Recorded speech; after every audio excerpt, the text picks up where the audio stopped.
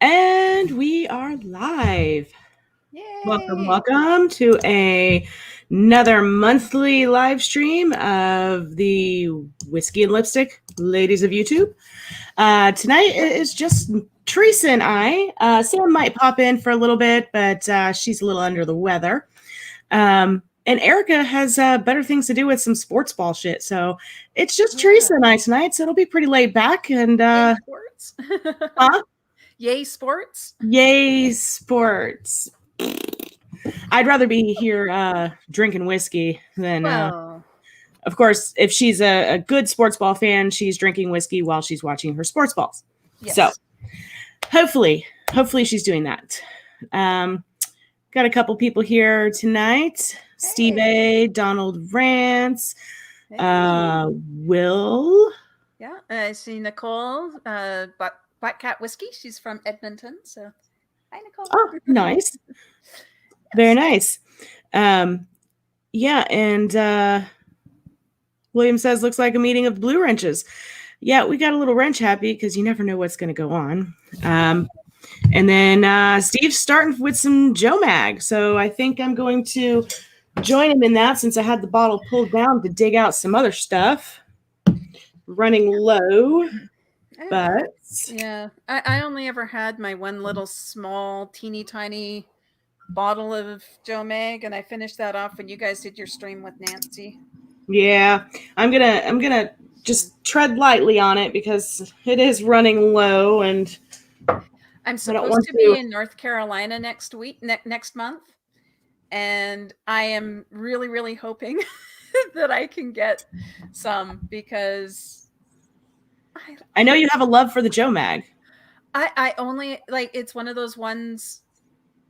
I picked it up when I was in Austin the first time for Psalm school, and I went to what is it, Total Wine or whatever the really big one is there. Total Wine. And there was a gal who was working the whiskey section, and she asked what I was looking for. I was like, I don't know, just kind of looking for stuff that I can't find back where I come from. So she's like, well, have you ever had Joseph Magnus? So I'm like, no, I don't think so.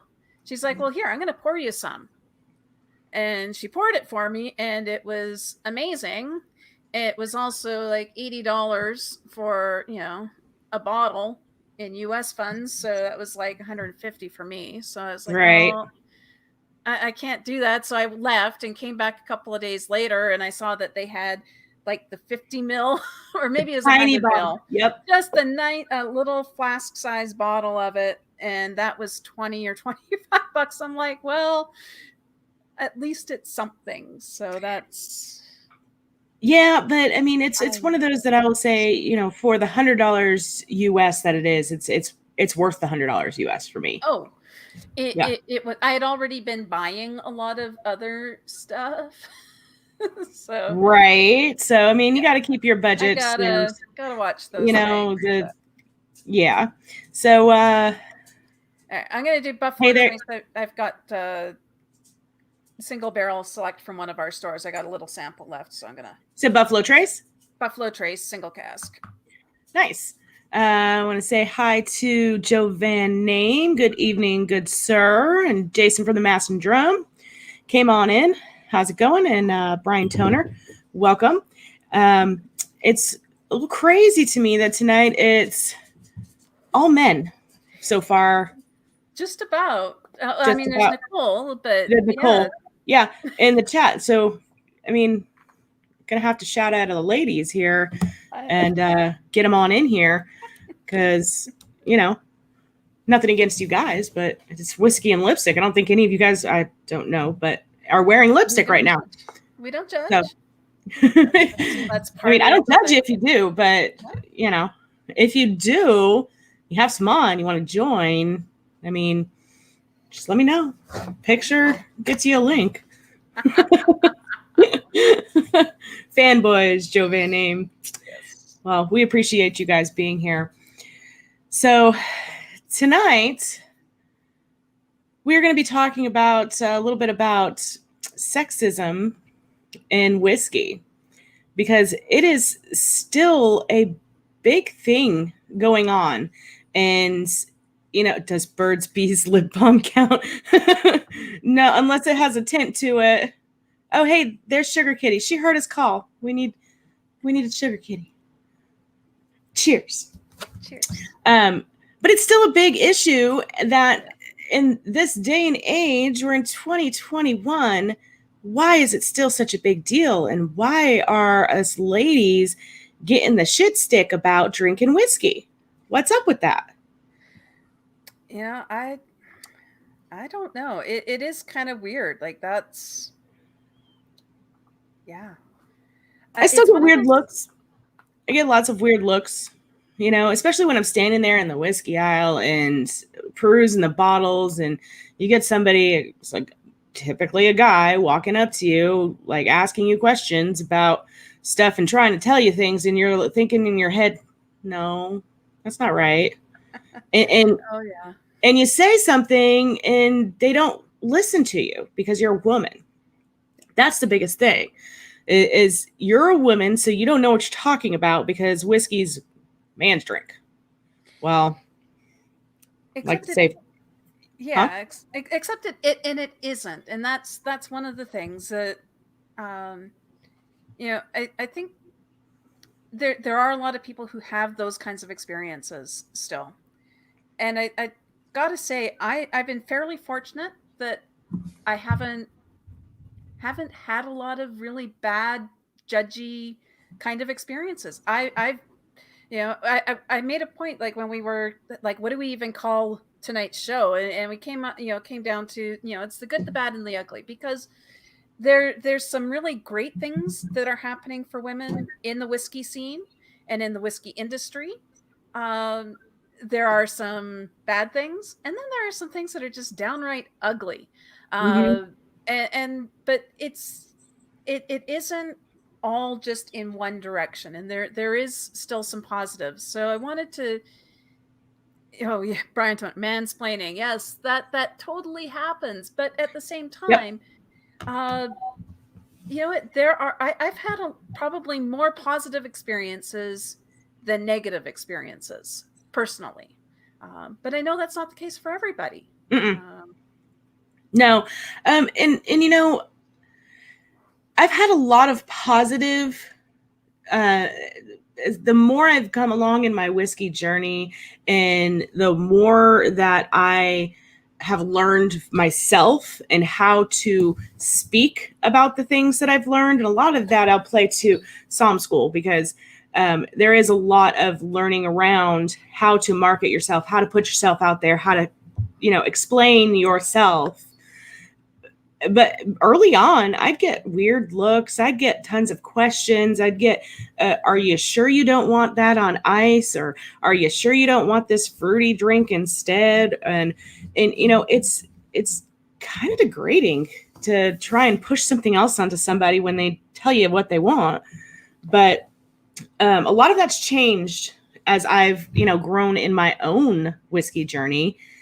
But there is still a lot of negative that I've heard recently. I don't really want to get into the whole deal of it, of men talking down on women because they're women in the industry. And it just, personally, it makes me sick, and it needs to stop. it does, and I think part of it is, and part of what we've always done here with Whiskey and Lipstick is that we've tried to be the change you want to see. We've always kept the streams very positive and fairly light. I think, as much as we Mm-hmm. we sometimes go off on our little tangents, and we get into some of those. I go off on the tangents, but like we've tried to keep things. It's as a not necessarily calling things out for you know being wrong, or highlighting some of the experiences that are, or things that maybe need to change for women to be more comfortable in the whiskey scene. um, but I think it's important. We've been doing this now for what, almost 2.5 years since our first thing, so it's time that we maybe sit back and we talk about this as friends and just be very frank about what some of these experiences are that we're having. And for those who are in the chat, I know that we said that we noticed that there's a lot of gentlemen in there. Thank you for showing up for a conversation like this, because it's tough. It can be hard to listen to some of these experiences, but at the same time, I feel like most of the guys that are showing up for our streams month after month, I consider them all allies. Like, these are guys that I feel I could trust to have my back if I need it, because 100%. like, and to all the allies out there. But sometimes if you can't correct what you don't know. Right. And if all that it takes for evil to succeed in the world is for good people to stand by and do nothing. So this is our opportunity to maybe take on some of these things head on. So if you have a personal experience of something where either you witnessed it or it was something that you experienced yourself, throw it into the chat. It's not just going to be our stories tonight. We'd love to be able to hear from things that y'all have been experiencing or noticed. And like I said, the good, the bad, and the ugly. So it's not, doesn't have to be a negative. I think there's a lot of really good things. That's a good question, Nick. Question to the men in the chat. Do they stop the behavior if and when they see it happening to another woman? If you were to come across that happening, say in a Total Wine or at a bar, and the man is kind of in the wrong with the way they're talking to the lady, or trying to push something else, or degrade them in any way for their choice of whiskey, would you step in, or do you step in and put a stop to that? Or if you don't now, would you think twice about it after the stream to hear that women are put in these positions more often than you think? Because a lot of things out there, women won't necessarily bring this up, but it's not necessarily to them something to make a huge deal out of. But in the end, I think it is, because how else are you going to stop that from happening in the future? Well, and not that men have to come to our aid and save us, but as much as we appreciate superheroes, like, that's not what it needs to be. And it doesn't, it can be just as frustrating for a woman if somebody else steps in and has to try and play the hero. That's not what we're necessarily asking, but just trying to be an advocate if you feel like somebody, throwing somebody a line when they're drowning, kind of thing. Like, if they look overwhelmed, and sometimes they know what they're talking. Yeah, totally, just what they said. Yeah. Yeah. Hey there, Whiskey Eyes, Leon and Trisha. Welcome on in. William says, Whiskey Crusader Will, for those of you who might not know, I'm sure everybody in here does. That's my husband, and he's sitting out in the garage. I don't know what he's doing. But he often tells people that I drink higher proof than he does.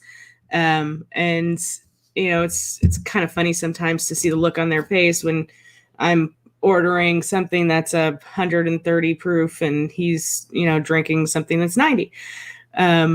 But it is what it is. And I don't think that should get some kind of funny look. I like my high proof whiskeys. I just wanted to highlight this comment from Donald, because it's kind of telling, when you get, you have somebody who is willing to take that step and steps up to do the honorable thing, and then they end up being asked, then he was asked to leave the pub because he stood up for somebody. That's tough, but at the same time, what we appreciate, I would say I would appreciate that if somebody was willing to, go to bat for me, and then they.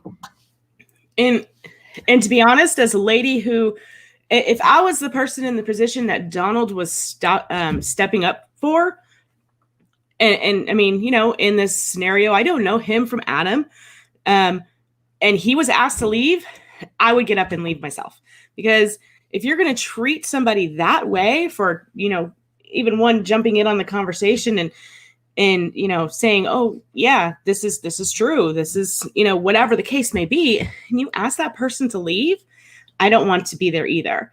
And like Steve A says, probably not a pub I'd want to be at anyway.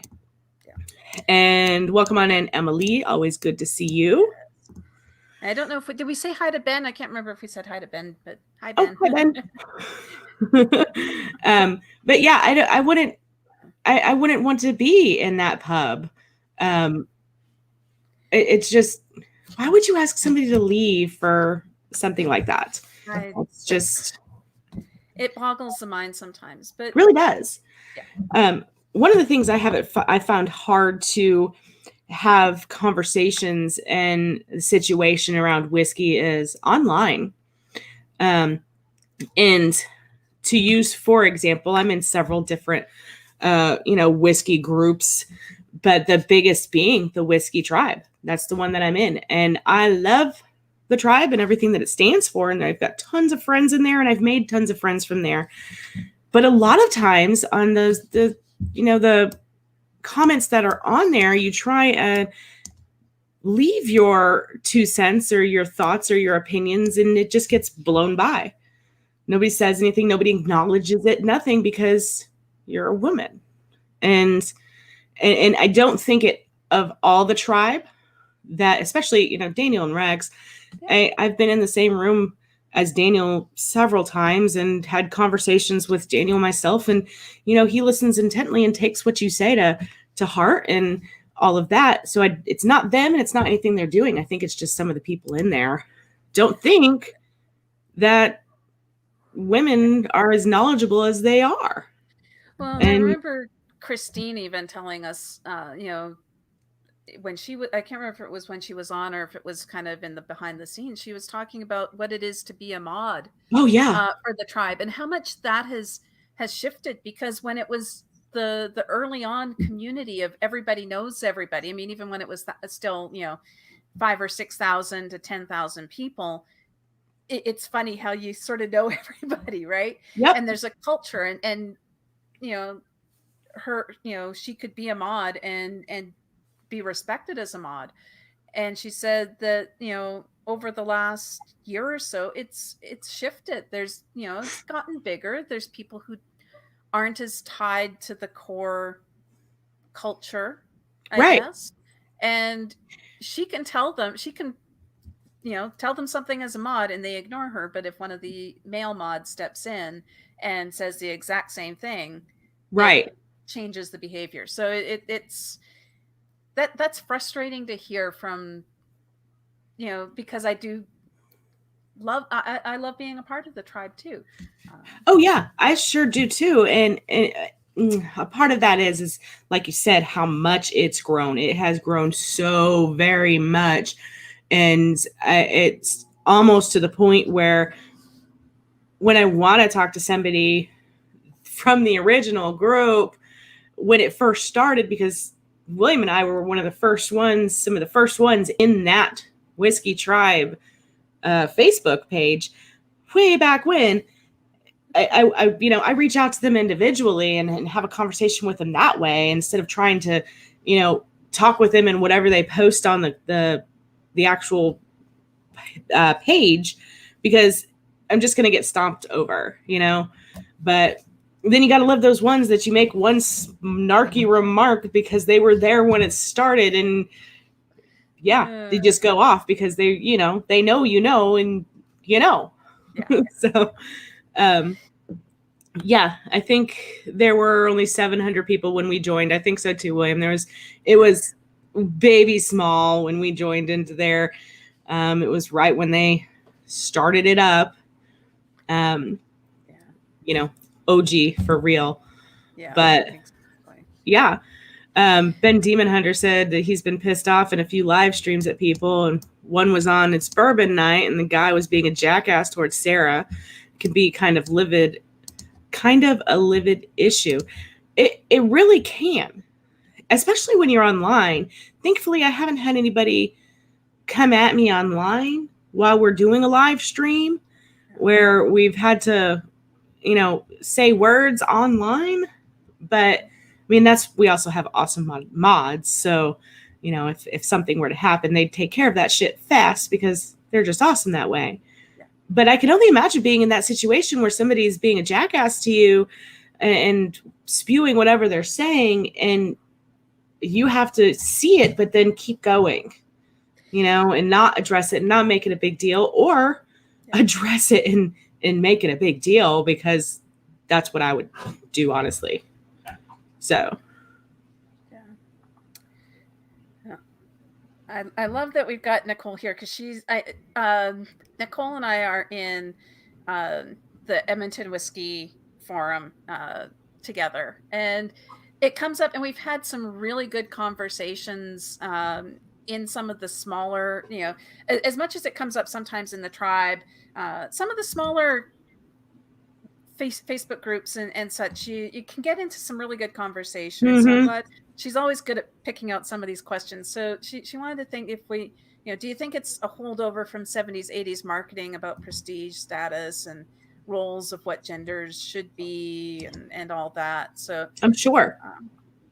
I think there's a part of it that definitely goes back to traditional marketing methods. I mean, alcohol in general, like, you remember back in the day when every beer commercial was just a party and the guys getting drunk and the girls being, or even the hoity-toity at whatever high-end bar, and the guys are drinking the liquor and the girls are the ones that are dressed skimpy serving the liquor. They're never drinking it, they're serving it, and so why are you drinking it now? Where's my drink? Bring me a sandwich. It's not how it works, guys. So I think it does.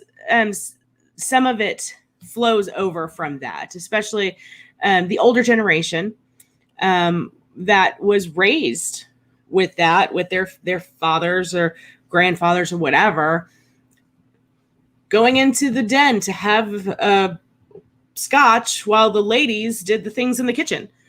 That's the picture a lot of people have, because that's how it used to be, but not anymore. So I'm kind of curious. No, I'm kind of curious, and I know I kind of put it out there to the chat when we were getting started. If you have a story that you want to share, please put it in there. We'd love to hear it. But Sarra, is there an experience that, something that happened to you personally that it kind of sticks out to you as something where either somebody surprised you with a positive, or maybe it's one of those bad or ugly stories? Do you have something you can share? Well, like I said, I haven't had any of the bad or ugly stories since the very beginning. But the things that really make me feel real good about, myself as a woman and the knowledge that I have is the times that I've been in a liquor store.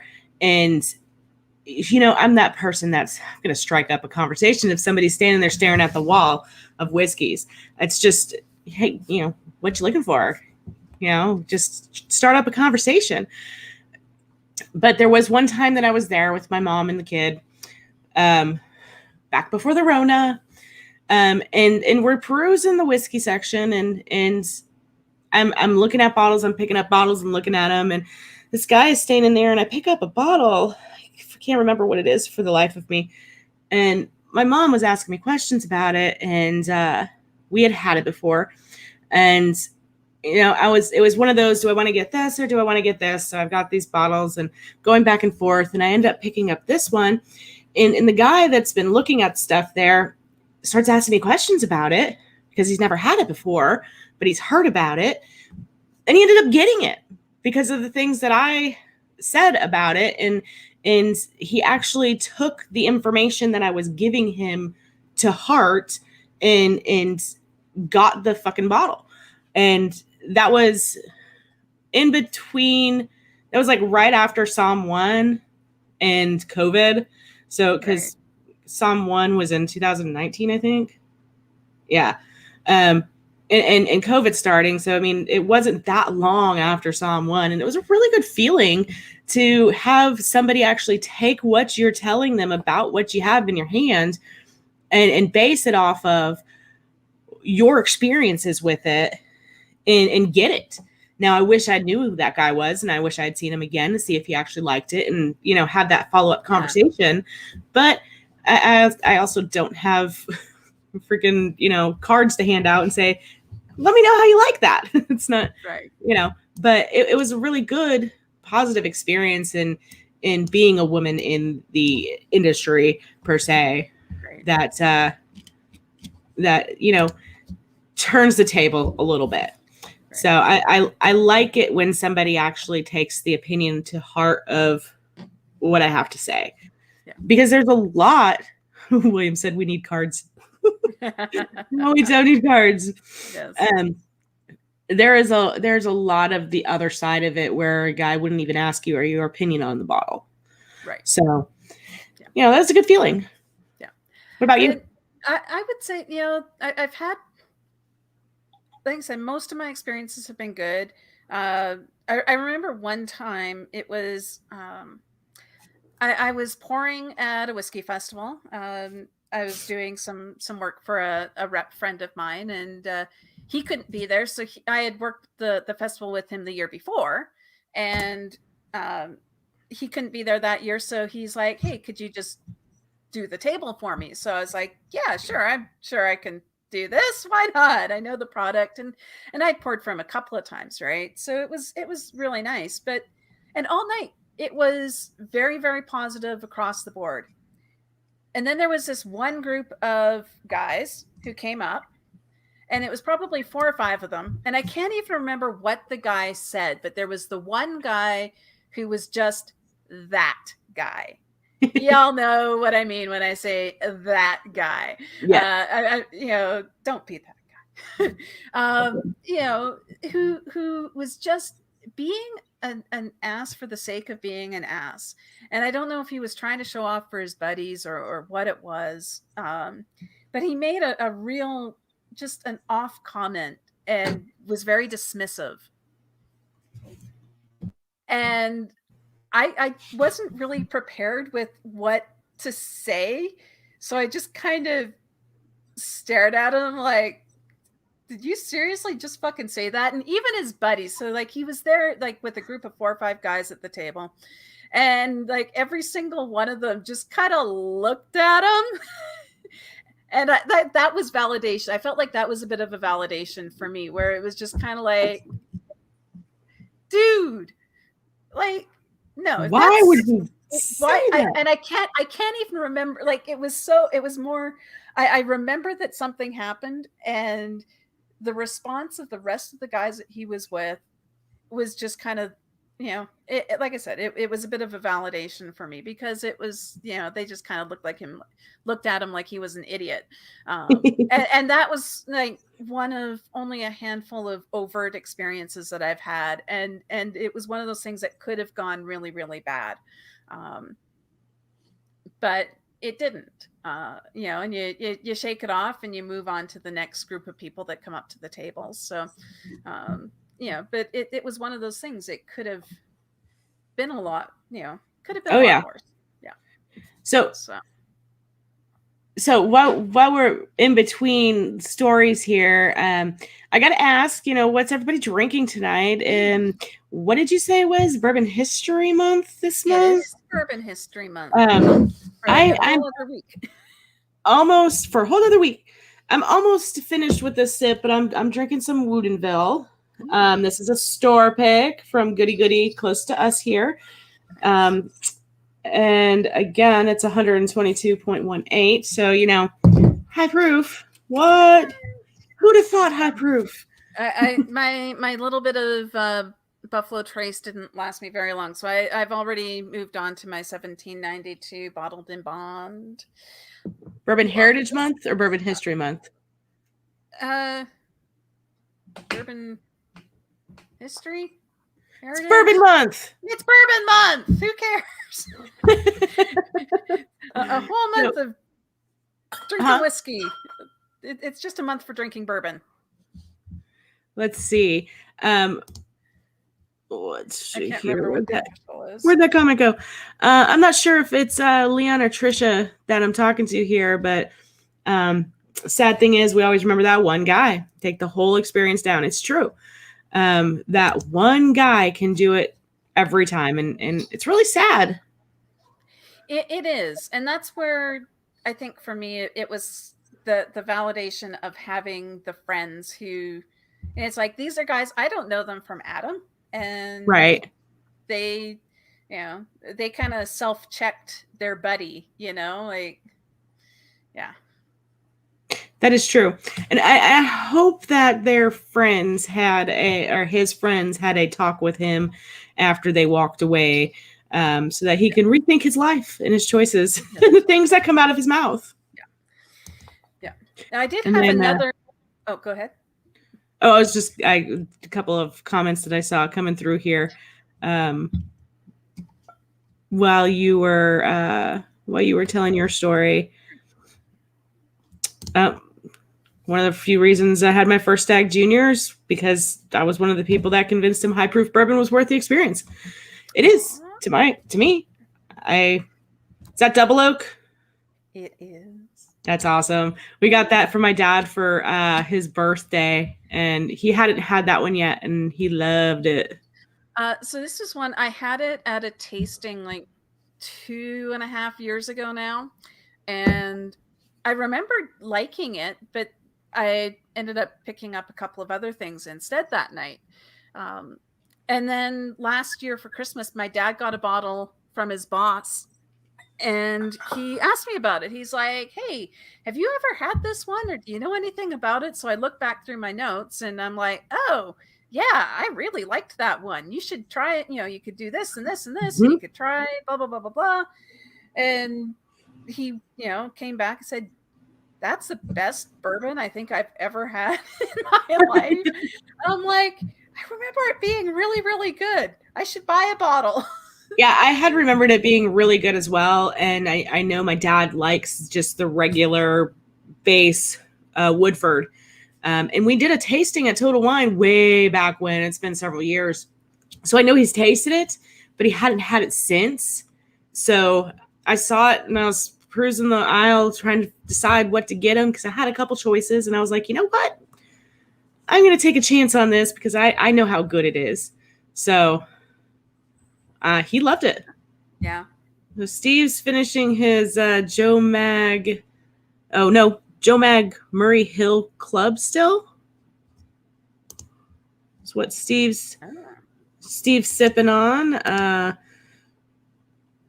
Nika and Yoshi side by side. He's doing a little back-to-back tasting there. Yeah.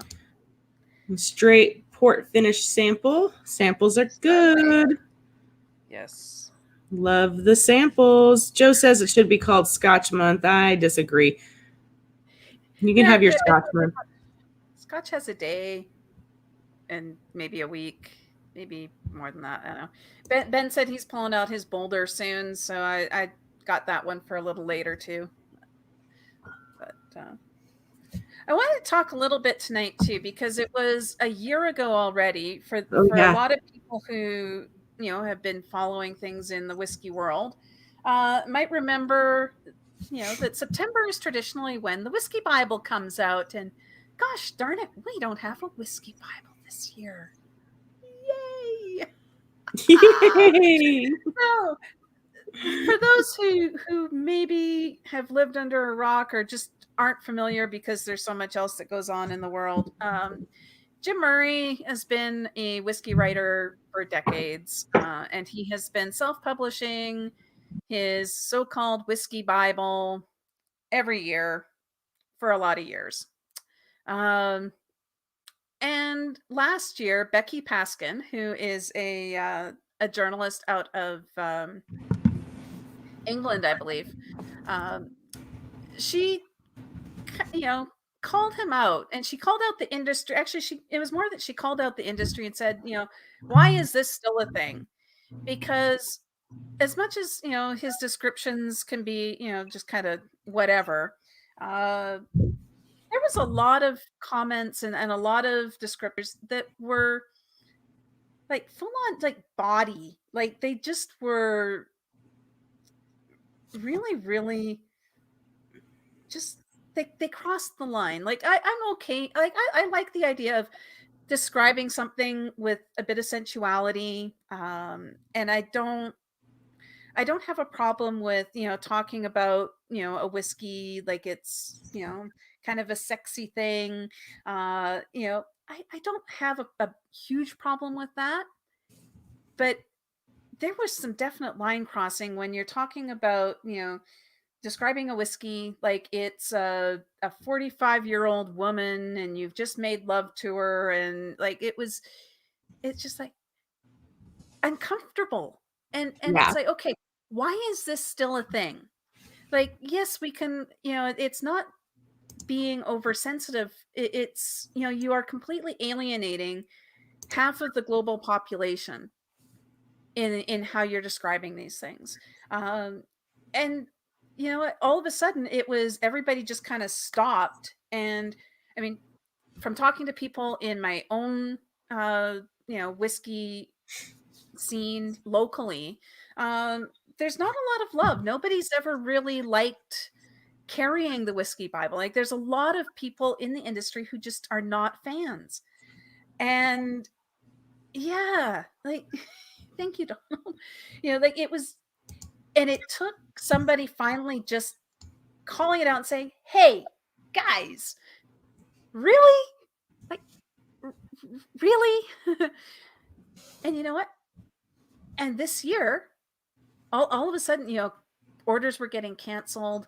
I had friends that worked at a store that they didn't want to carry it, but their corporate leadership said, "Well, you're a whiskey store. This is the whiskey Bible. You need to have it on your shelf."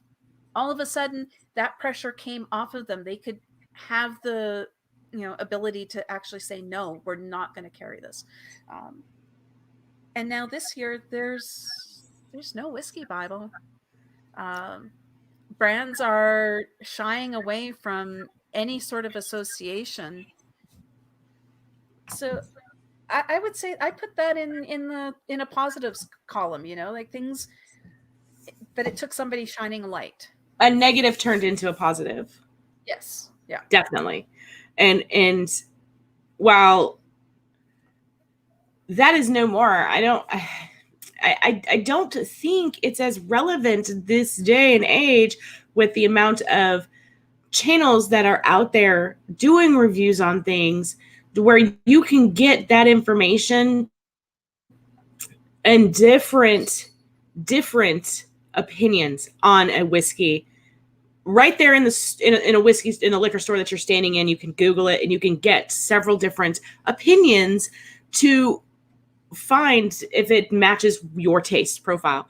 And we don't need that kind of description negativity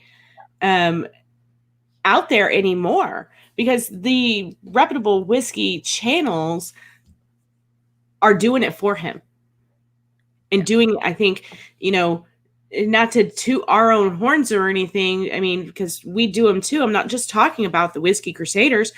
There are so many out there that are good at what they do and have great notes and great reviews that fit somebody's alignment with how they feel about whiskey in general, that they can find that information without having a Bible on hand. With, that type of descriptions of whiskey. Yeah. And I don't want to spend too much time talking about, because there was so much attention on it last year. I did want to, at least mention it, because it's kind of a milestone. Here we are a whole year later, and it kind of kicked off a larger conversation, I think, for a lot of people in the scene, which was really something that I appreciated. Anyways, I looked at it and said, you know what, you're right. Like, this is something that we need to maybe talk a little bit about, because if we don't talk about it, if nobody's talking about it, then it's almost like tacitly rubber stamping something, Right, right. And, personally, that's not something that I necessarily want to read anyway. I mean, especially if it's geared to only one side of things, and the way that you're describing whiskeys, comparing it to, sexual things and whatnot, to an extent, but not just that's all we're gonna do. This right here, Jim Morris. Beam told him to take his World Whiskey of the Year award and shove it. It's a pretty good start at making him go away. That's for sure. And I don't know, it's one of those things, and I don't know if it's related in any way, and I don't, maybe it was just a signaling of a shift. I know that there was some things that were happening quite publicly with Lil Dab of Bourbon, who we know. I've had full on conversations with her about that, because she was actually in my she was one of the teachers for my Psalm 2 class, and I've got the whole rundown on the story and that guy, and I can't even imagine how she felt with the things that he was saying about her. And I am just so proud of all of the people on the side of whiskey and on the side of women in whiskey that stood up for her. And that's the win. Like that was the thing that, the biggest thing that I would take away from having seen that happen was that it wasn't that this happened. It's that it happened. She shared some of these things that this guy was putting out there, like directly to her. Yeah. And directly to her. And people just stepped up across the board. And the allies came without any hesitation. And without any, like, no questions asked. No questions they asked. backed her. They backed her 100%. And I think that again, it's one of those ugly situations that can happen in the scene. And it became one of those beacons for me. Like I look at it and say, you know what, here we are a year after everything with that Becky started that conversation with a year ago. And we're starting to see more and more people stepping up and saying, hey, some guy just like sent me this. What the hell? And I'm fairly certain that Chrissy actually had conversations with Becky about this. Like Becky reached out to her when this all went down with her. And thanks for hanging out, Whiskey Eyes, Leon and Trisha. See you next time. Cheers. But I'm fairly certain that Becky reached out to her and talked with her a lot about it because of what she went through herself versus what Chrissy went through. Hey, Richie. Cheers. Richie. And it's just the other side of it is, when I heard about that was going on, I looked up the coach. Right. And I looked up his brand, and I saw some of the things that he was saying about her, and some of the people all of the people that follow him were saying about her in turn. And it just disgusted me that the amount of people out there saying these nasty things about somebody that they don't know, for one, and some of the pictures that they were posting, and he was taking pictures from her Instagram and reposting them with negative and some nasty things about her. And it's no wonder she ended up blocking him. I'm glad she did. But then he called her out on that, blocking him. And it just, the whole thing was just so freaking horrible. And I hope all of his deals for having his whiskey, because it's not even whiskey, on the shelf got pulled. Yeah. It's one of those situations that when I actually looked back and read what was being said, it's like, okay, well, it went from a zero to, like, it just like, wow, that escalated quickly. Like, this could have been an opportunity to really, step in and show, you know, what you could be about, and instead you showed what you're actually about, and maybe that's a good thing.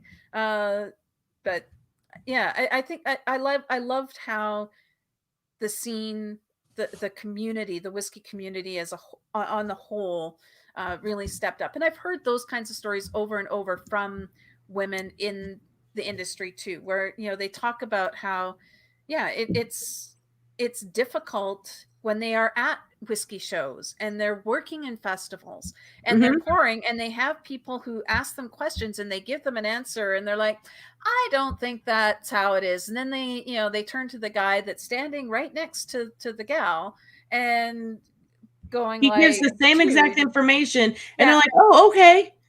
yeah. Well, and I remember here, and I can't remember who it was. I can't remember who. I think it was a Glenfiddich rep, or maybe it was a Balvenie rep. I can't remember. But she said, you know, these guys were hassling her about responses she had given, and the guy next to her, you know, they asked him, and he's like, well, what did she just tell you?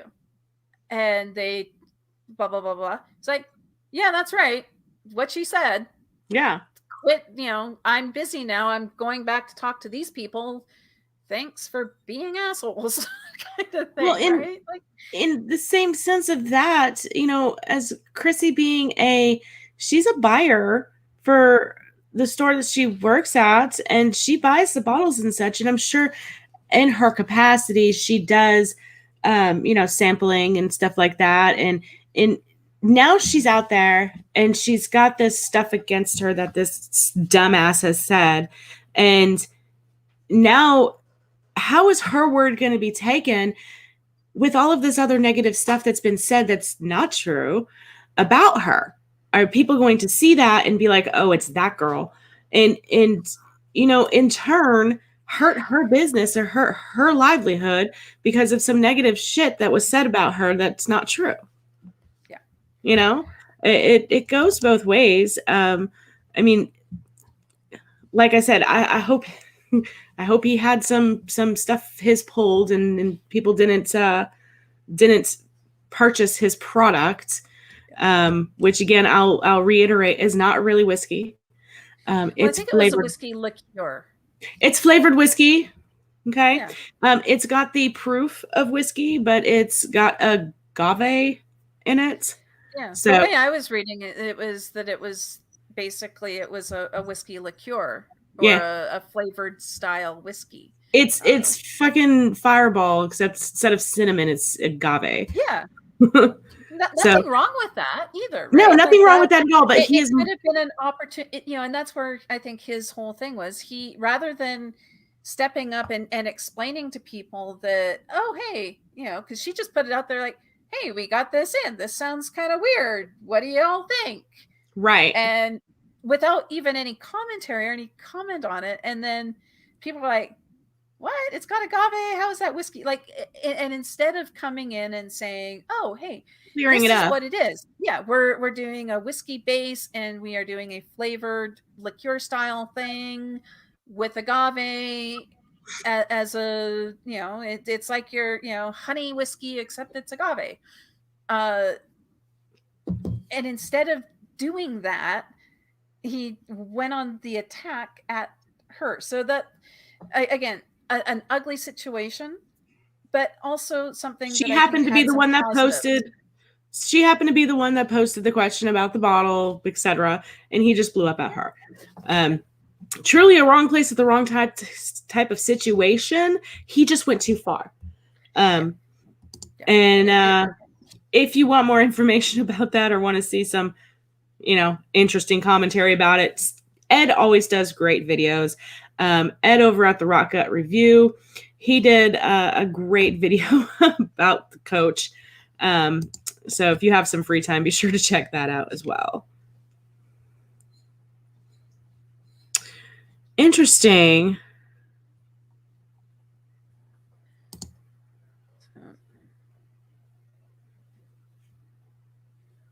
What? Are you talking about the Coach Donner Pass whiskey? That's hilarious. I didn't want, wasn't wanting to derail the whole thing with that, but it was a recent thing that again, it sort of highlighted, it's, if we don't talk about these things, then they sort of just tacitly continue. And I think that that's a very feminine thing, is that it not, and it's not every woman, and it's not every woman all the time, but it's a very feminine thing to, when somebody starts talking, that you just, okay, I'm gonna sit quietly and listen because you have something to say, and I'll wait for my turn to say something. And that sometimes means that we end up getting talked over, and that's not necessarily a bad thing, and I don't think that, but it's definitely a very feminine reaction to usually just quietly take things and not say anything, um, because you don't want to make it worse, or you're afraid that it's going to, and that's where we start to see some of the issues, is that we need to step up, and we need to say a little bit more, and we need to call out these things and call a spade a spade. Definitely. 100%. Because we can't find allies if we don't. Something to think on while we're chatting about this here. Have you found a favorite whiskey of the year yet? September. Oh, goodness. I've had so many good whiskeys this year. You know what? I have not been able to engage with as many brands and as much as I would like. One of my favorites is, it's a single cask, actually, from Teeling, that one of my local stores put together. And it's an Armagnac Teeling cask. Oh, goodness, it's so good. I was on that the other night, and I had been doing some work, and it's started to shift now. I'm not going to be doing the repping anymore, but I'm really glad that we've got these Boulder bourbons in, because I really like the bourbon, the Boulder Sherry cask. Oh my goodness, it really is a good one. But so I think mine's probably a single a store pick as well. It's got to be the Maltzilla, I think. This year, is that an Iron Root, or was that a? It's a Balcones. And Balcones. Okay. Where's the bottle, William Poppy? What did you do with my bottle? This is not it. I don't know what he did with my bottle, but now I want some. Also, we picked up this Balcones rye. It's a cask strength. It's finished in Pinot cask. So freaking good. But hey, there's William. Oh. There it is. There he is. I was gonna have to curse you. Going through the bottles too fast. We actually picked up like a case of these. But yes, this is it is a Texas single malt whiskey. This is finished in a French oak cask. Oh, yeah. It is called Maltzilla, the Fury French oak. I know a couple people in the chat here that have tried it. But this is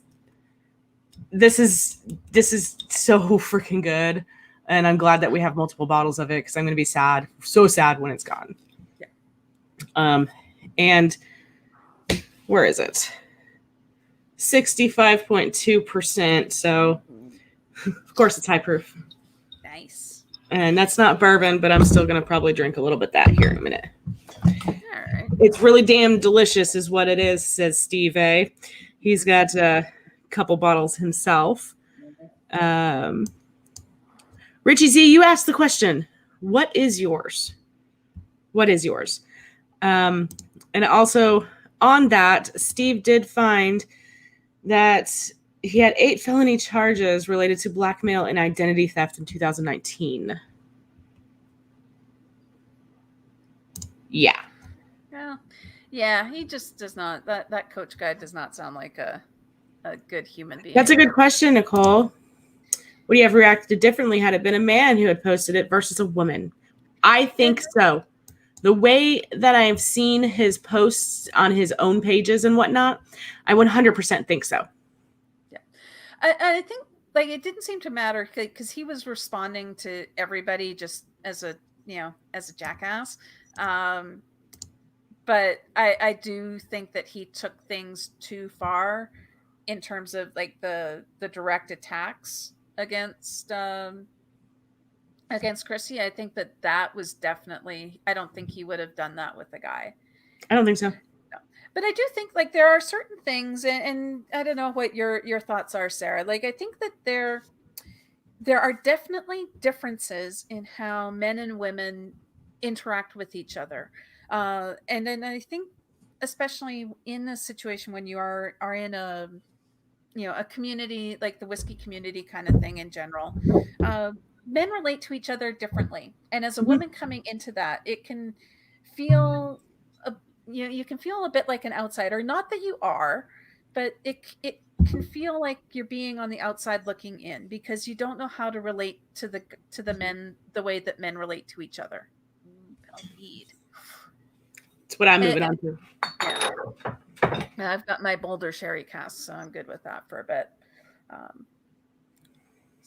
But I think that there are some things where sometimes we as women need to learn how to, relate. And I think there's a certain amount of being able to kind of take things for what they're worth, and you let things slide because it's like, okay, well, guys just they relate differently. I've been a bit of a tomboy all my life, so you get into some of those banter situations, and that the guys, like, they don't mean anything by it. They're just, this is how they bust balls, and I'll get in there, and I sometimes get in with the ball busting, and then I know I've carried it too far, not necessarily as in a gender relations kind of way, just in general, that I kind of, it's like, oh, hey, I missed the signpost back here that said, hey, here's the line, you're crossing it now. And it's easy enough to miss that. And I think that there's a certain level where sometimes you're just oblivious, and it happens. But I don't think that guys need to necessarily stop being guys who enjoy whiskey. And I hope that none of the gentlemen who have joined us in the chat tonight, I don't think, like, they all seem like really great guys. I think I know a lot of them, but I don't know. What are your thoughts? Do you think that there's a certain amount of where maybe sometimes women, we maybe get too sensitive about certain things, or do we need to just sort of learn a new way of being, or like, and on both sides? Okay. I know it's a loaded. As far as that goes, I don't think anybody should have to learn a new way of being, a new way of living, or a new way of acting like themselves, like they are true to themselves. Now, there's a difference between putting on a front and actually being yourself that they need to figure out for themselves.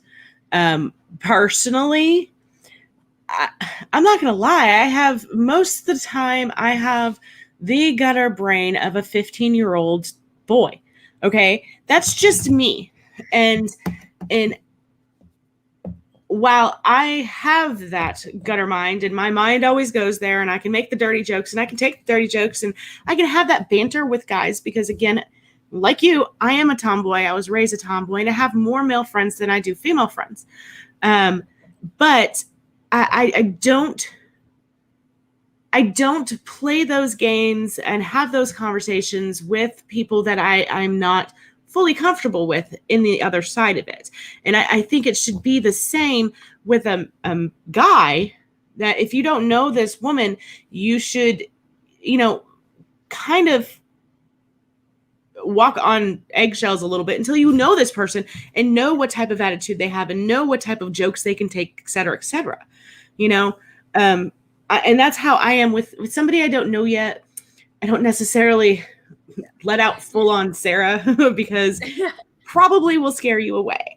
I'm sure there's some of you guys out there that when you first met me, or I first started talking to you or whatnot, I was kind of timid Sarah, kind of laid back and keep to herself a little bit until I got to know you. And then it was just like, okay, that's kind of a different person, but not really a different person. She's just a little bit more vocal about the dirty things, or the, guy talk, so to speak. But I I don't think anybody should really have to change their self Yeah. for who they are to appease somebody else. No, absolutely. And I don't think that we want to ask, oh, hey, John. Hey, John. Yeah, I don't think that that's what people want. And I don't think that that's really what women want in general. I mean, I can't speak for everybody, of course. We can't. We can only speak for ourselves. I don't have a problem with guys getting a little raucous because, I know men and women are different. But it's when there's definitely a line that goes from being playful banter to hurtful attack. Right. And if you aren't sure if what you're saying is going to cross that line, just don't say it. Maybe just don't say it. Like if it could be interpreted, because, and I mean, yeah, and that's really at the heart of it is that, or if you do, or you say something offhand, because it's those, I mean, the politically correct, term or whatever these days is microaggressions. And I don't like getting into the political side of all of it, but microaggressions, that idea that there are things that just happen that make other people feel uncomfortable. Yep. And so I know from having talked to women, because there's a few there's the one store that every year they would do a women's whiskey festival, where it would be only for women to come in. They would, as much as they could, they would have women pouring behind the tables. The gentlemen would have the night off.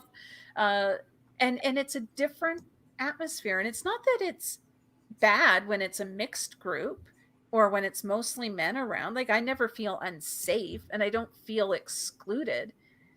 There's just a different vibe in the room when it's all women. Right. And it can feel, and I know from talking to some of the women that go to that night specifically, they're like, yeah, I go to some of these things with my husband when it's the mixed, and I'm just not as comfortable, and I'm not going to ask as many questions, and I have fun, but it's just different. And it's like, okay, they're picking up on some of those things that are maybe, like I said, could be considered microaggressions. And it's guys club.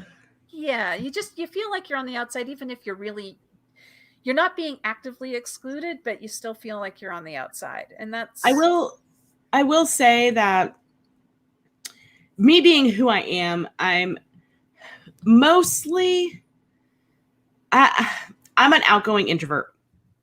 If that can be something. Totally a thing. Yeah. For the most part, I keep to myself, but if I'm in the right group, I'm going to be the outgoing side of me. I have been to more events that I am the only female in the room than I can count. And as a matter of fact, the last one that we actually went to, just me and William, granted, I knew almost all the guys there. I've been to an event with them before, but I was the only girl there. This was back at the beginning of the year.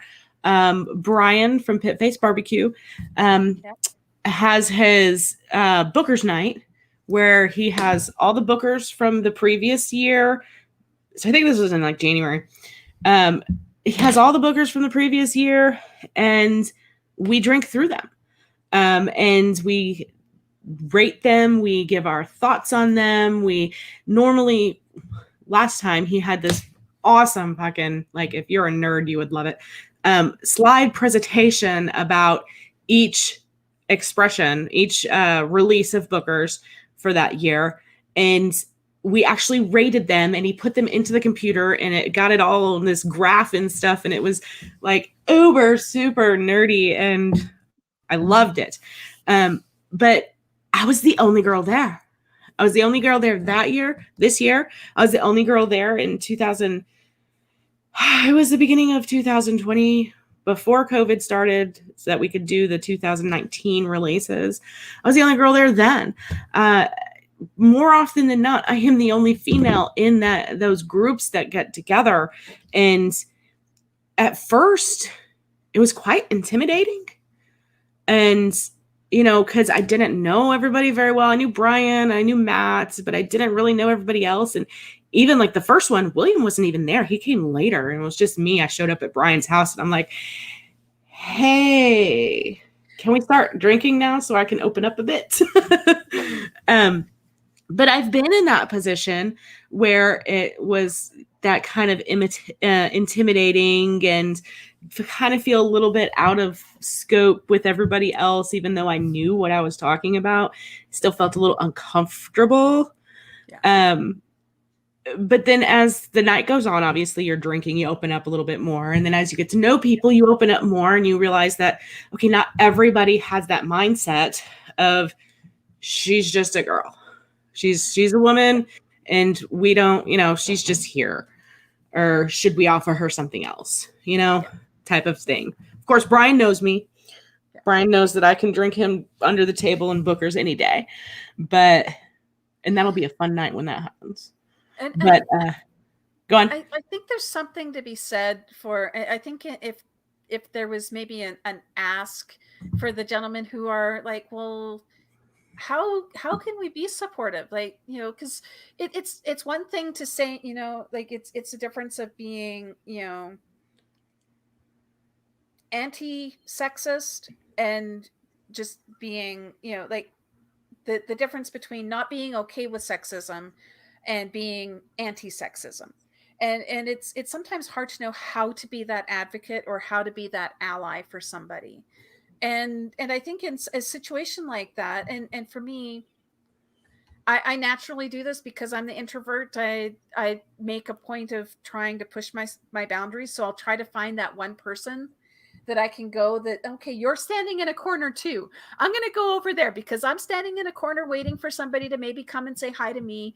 I will find that one person that I can maybe go and talk to try and get a conversation going so that, somebody else doesn't feel alienated, because chances are somebody else does. So if you're a room full of guys and there is that one gal who's, kind of standing on the sidelines, it means the world to me if somebody comes over and says, hey, like, can I bring you into this conversation? Right. Because if I don't know a lot of the people, if I'm not sure of what the social construct is, just having that person who kind of grabs you by the arm and pulls you in, that can mean so much, and it can bridge so much, and it changes the dynamic of, well, we weren't excluding you. All you had to do was walk over. I didn't feel comfortable doing that. I'm not walking over, right? Right. So my husband's over there tooting my horn, saying that I have the best palate of all of them. Yes. I went way too far back on this thing. Here's that comment. Thank you for that, babe. I appreciate it. But Donald seems to think the same thing. Yeah. But see, that's the thing, is that nobody takes you seriously until you open your mouth and then you drink what is in front of you, and you're like, oh wow, she really does know what she's talking about. And it's sad that it has to come to that, where you can't take somebody's word for it, even being a man or a woman, but it does tend to trend down the line of women when it comes to whiskey. You can't just take her word for what she's got, because maybe she's had this before, she has experience with it, or she does really have a good nose and palate. But then you have to go and be like, test her and drink it and, find out if she's correct, or if you can prove her wrong, because that's a lot of guys want to do, is prove wrong. Oh, but my goodness. Yes. Go ahead. Sorry. I'm just going down some more comments here. Great comments from the. Yep. Great comments from the guys. And I completely I appreciate the feedback that we get from the guys.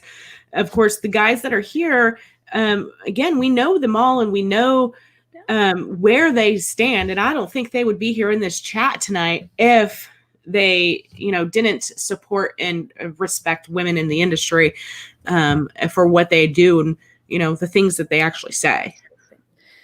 It was interesting. I was watching because the Bourbon Women just had their big symposium symposium uh, uh, in August, and our good friend of the channel, Heather Gable, the cocktail Contessa. Mm-hmm. She's on the board with them, and they actually did a really good interview live stream with for Whiskey Cast about a couple of weeks before the symposium, and it was really interesting because I think it was Peggy Nose Stevens who founded Bourbon Women. Am I getting my names right? Does that sound right? Believe so. Peggy, yeah.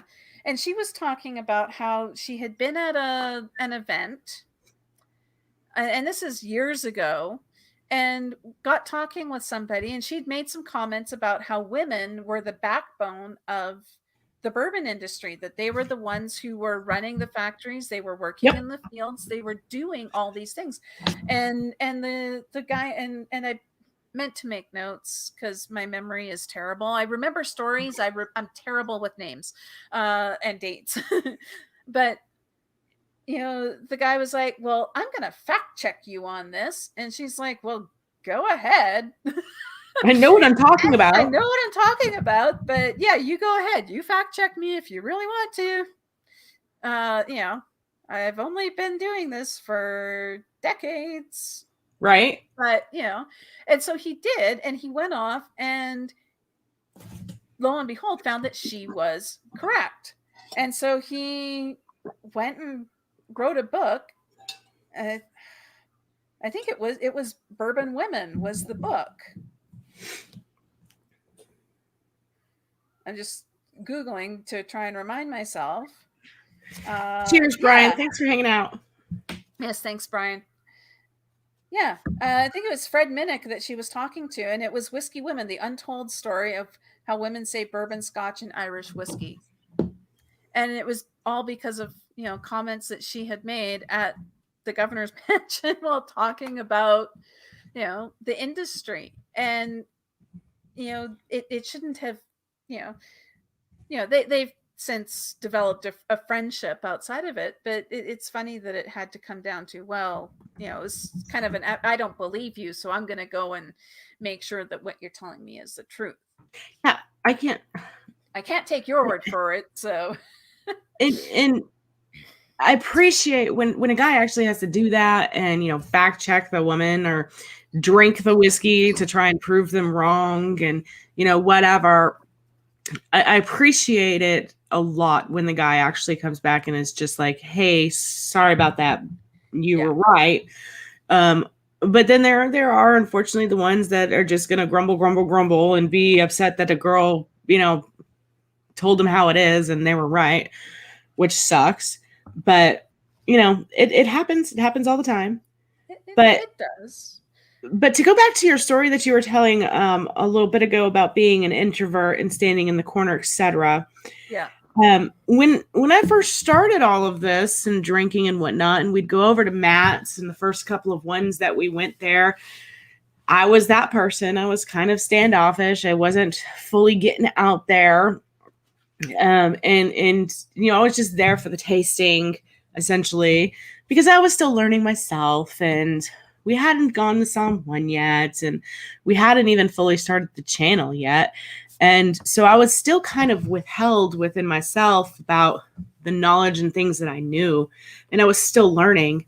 And as it should be, you should always still be learning.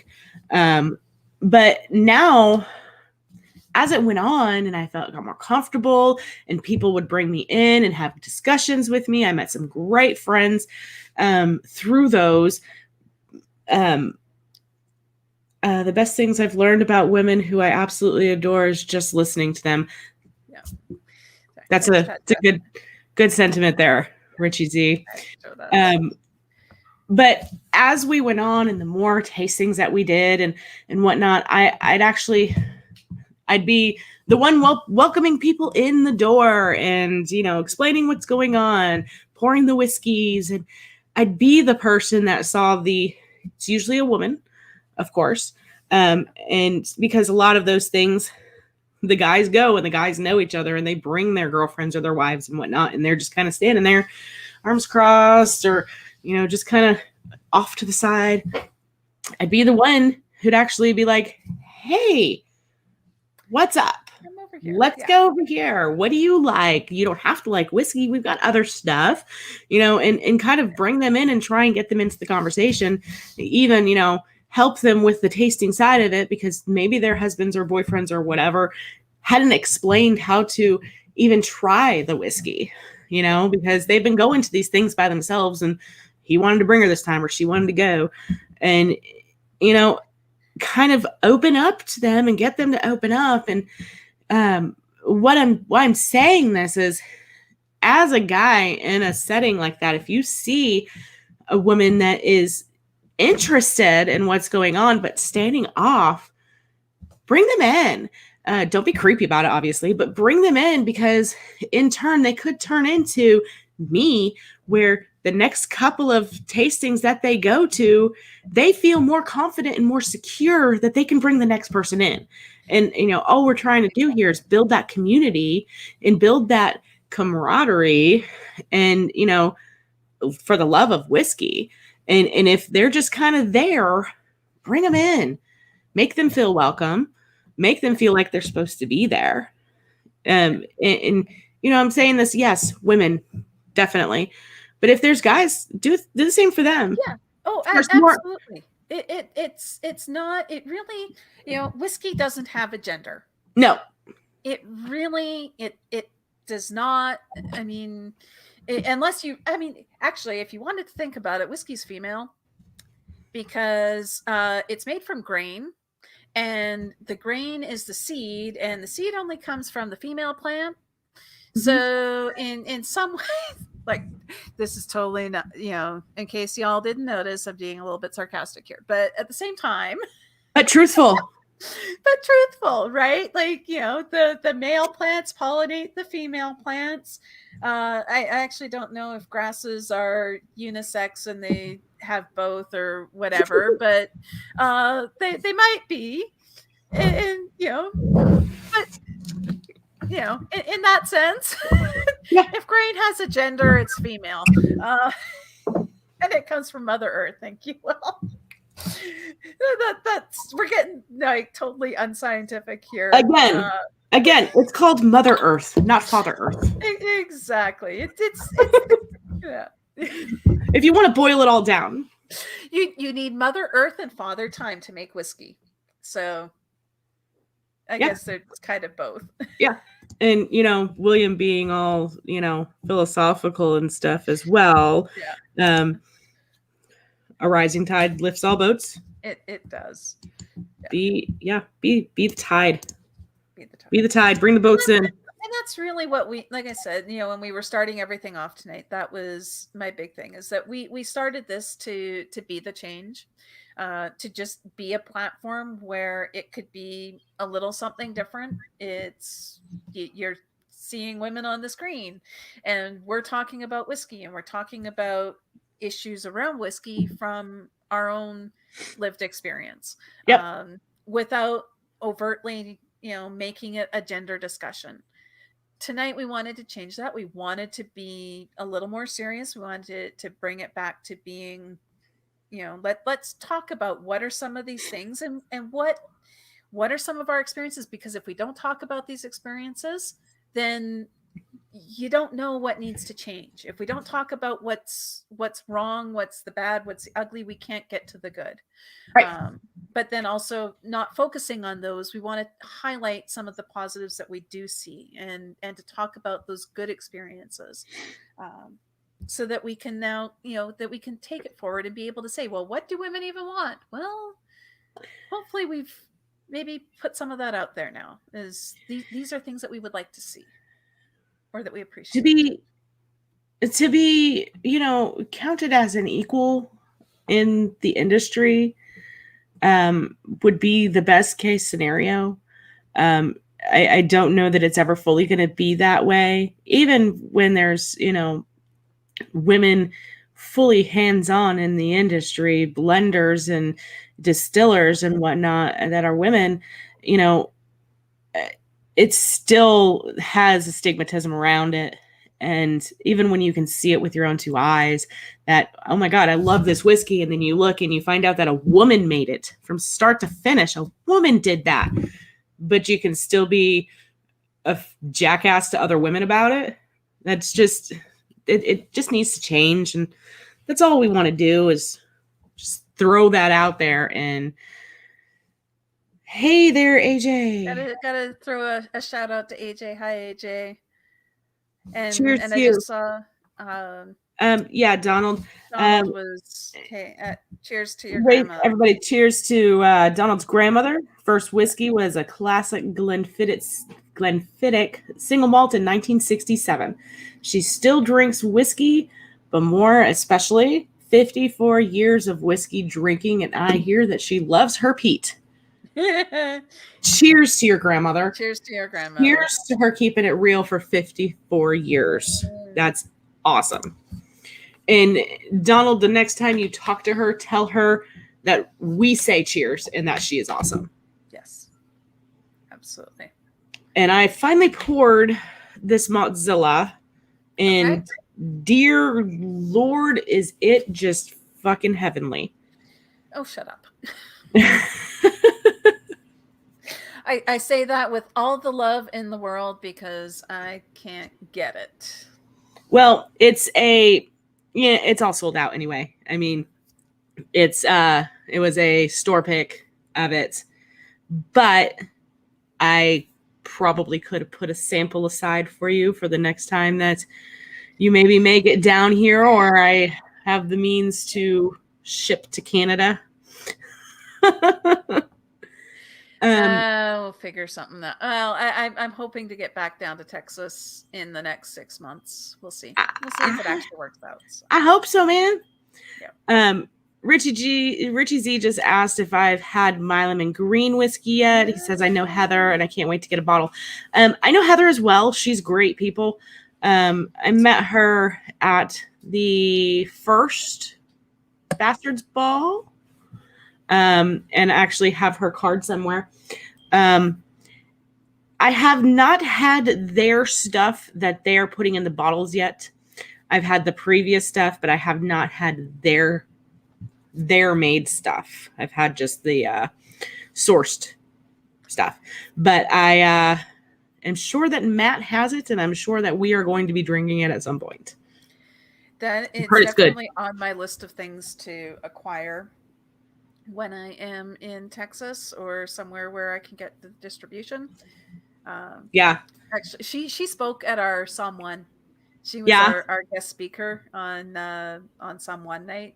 And oh my, I just, you sit and listen to her talk all day. Like, oh my goodness, you want to talk about, women in the industry. Mm-hmm. Holy smokes. Yeah, I know she's got her book. Yeah, she does. We'll have to get her on. Yeah, if we can. Yeah. So whiskey. I'll send her a message. I've got her email. Yeah. Yeah.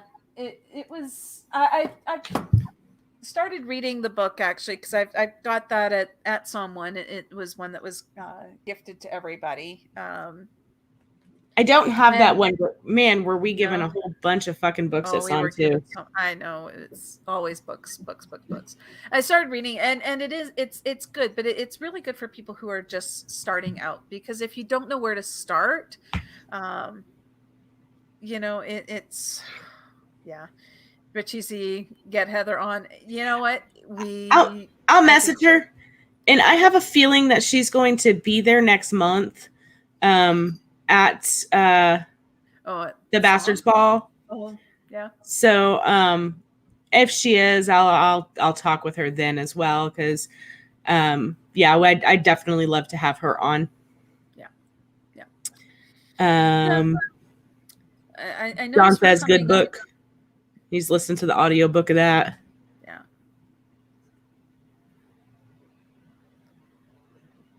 And the guys were talking about some. I think it was a Port Charlotte.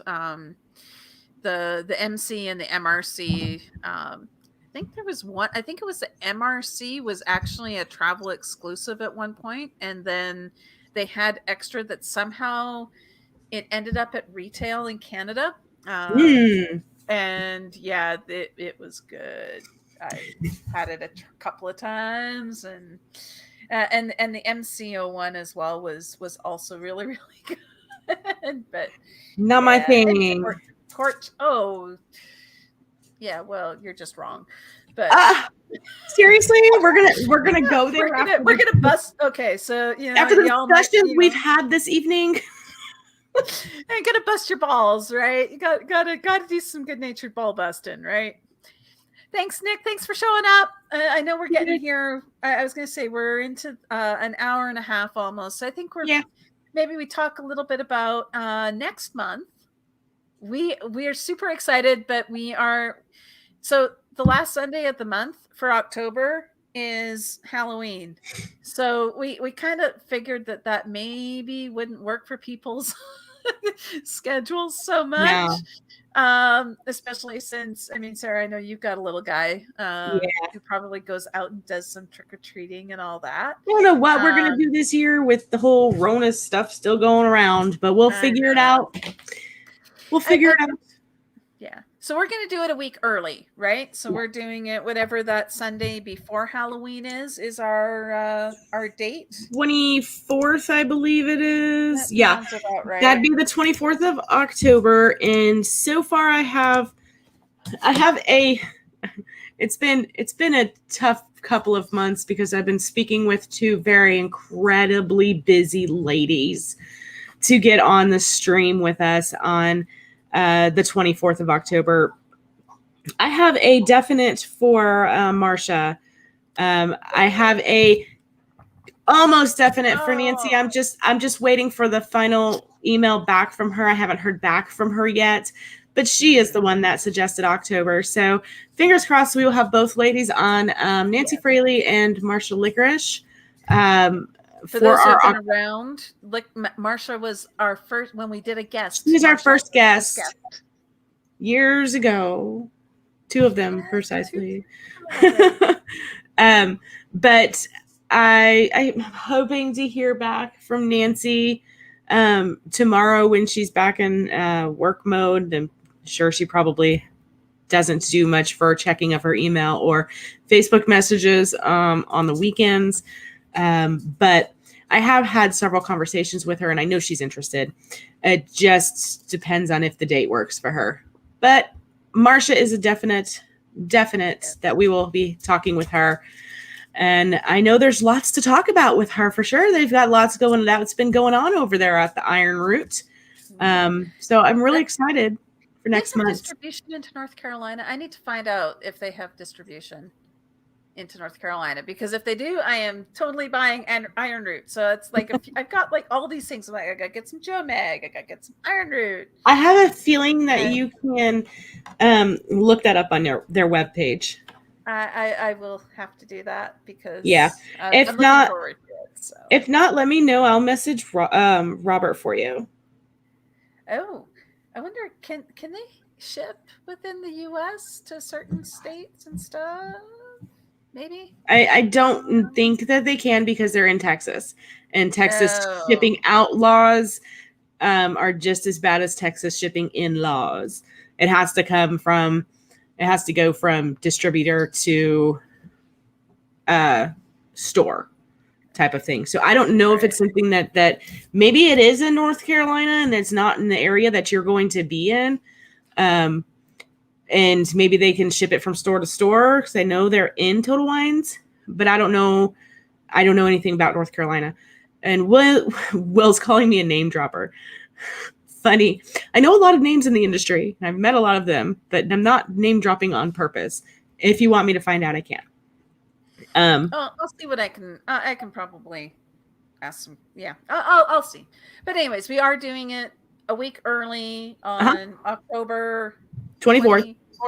24th. Will be the next one, and we will have Marsha Licorice for sure. And I think we were 99% sure on Nancy Fraley. So 99%.